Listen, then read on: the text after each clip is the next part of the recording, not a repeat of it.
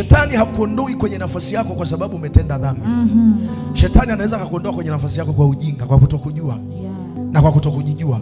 Kwa sababu kazi ya shetani ni hii moja, ni kukufanya wewe ustruggle kwenye kitu ambacho tayari unacho kabisa. Tunaelewana? Amen. Sikiliza. Shetani anamfuata Adamu na Hawa, anamwambia mkila hili tunda mtafanana na nani? Na Mungu. Lakini kwenye Mwanzo 1:26 anasema na tumfanye mtu kwa mfano wetu. Maana Adamu na Hawa walikuwa shafanana na Mungu. Walikuwa hawahitaji kujipambania kula tunda ili wafanane na Mungu. Yes.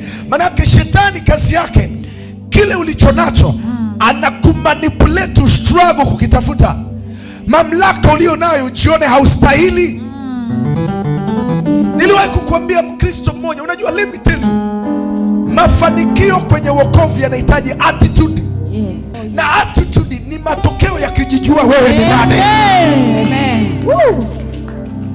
Ukishajijua wewe ni nani, ndani yako inazaliwa imani. Imani inaondoa trauma, inaondoa anxiety, inaondoa hofu, mashaka.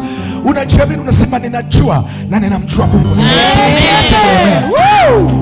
Daudi baada ya kujijua yeye ni nani mbele ya Goliati, alikuwa na attitude. Akasema, sikiliza, ninajua Mungu aliyenipigania na dubu na simba ndio atanipigania mbele ya huyu Mfilisti asiyetahiriwa. Kwa nini? Kwa sababu alikuwa anajua yeye ni nani mbele za Bwana. Sema amen, amen. Kazi ya shetani ni kukufanya wewe ujione ni mtoto wa kambo mbele za baba yako.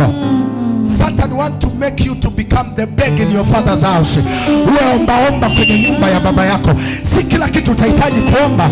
Kuna vitu vingine unahitaji kujua who am I, alafu una declare. Ukideclare vitu vinaanza kufanya kazi. Kuna vitu vingine vinahitaji utangaze, useme mimi ninajua, I know who I am. Subiri. You are too humble. Wewe ni mstarabu sana kwenye ulokole, ndio maana unakwama. Shetani anamfuata Yesu. Anamfuata, anamwambia kama wewe ni mwana wa Mungu, geuza jiwe hili liwe mkate. Maana yake, unaelewa maana yake? Yaani shetani anachomaanisha ni kwamba ili unipruvie wewe ni mwana wa Mungu, geuza hili jiwe liwe mkate. Lakini Yesu alikuwa anajua principle kwamba mimi ninajijua ni nani. Sihitaji kumanuva jiwe liwe mkate ili kukuaminisha wewe kwamba mimi ni mwana wa Mungu. Lakini kazi ya shetani ilikuwa ni kumdisposition. Sasa ninachotaka kusema, hauishi vile watu wamesema, unaishi vile andiko la Bwana linasema. Kwa sababu blueprint yako ni neno la Bwana.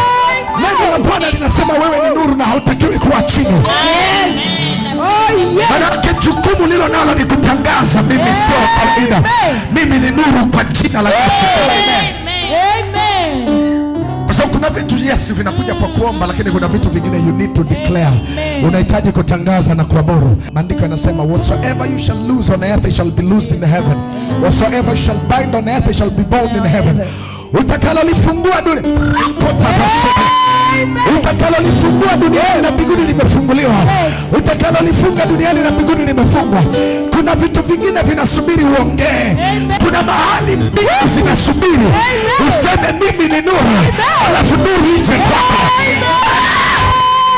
Kuna mahali malaika wamejipanga, wanasubiri ufungue kinywa, na ukifungua kinywa malaika wana respond.